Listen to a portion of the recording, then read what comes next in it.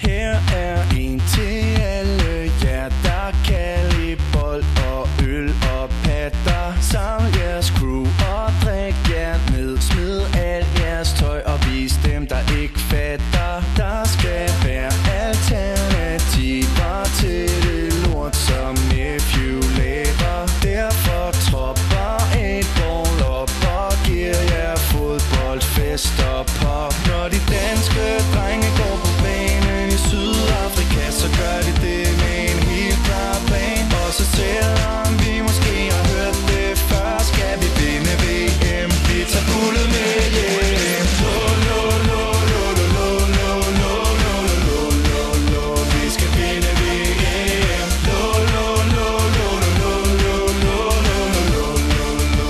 Vi tager guldet med hjem.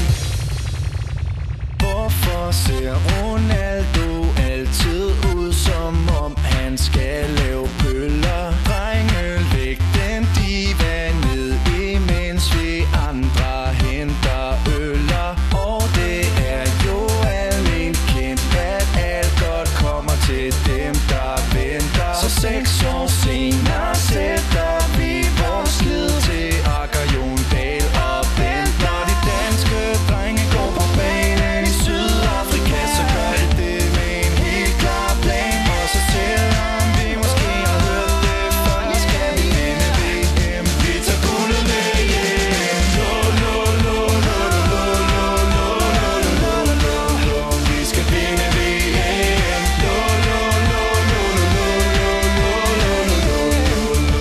Vi tager guldet med hjem. Når holdet skal stille, så ligger der fokus på dem, der spiller flot og sikker. Så derfor fatter vi ikke, hvorfor vi ikke har været i Olsens kigger. Vi går på banen ud fra den tese, hvis der græs, så må der spilles. Og når ingen kigger midt i kampen side, skal der pilles.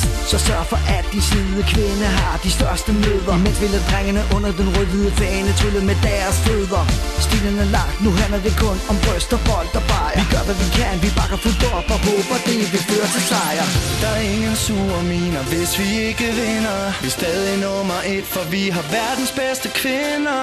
Der er et yndigt land, og the Danish way to rock. Ebola her for at vise jer, the Danish way to fuck.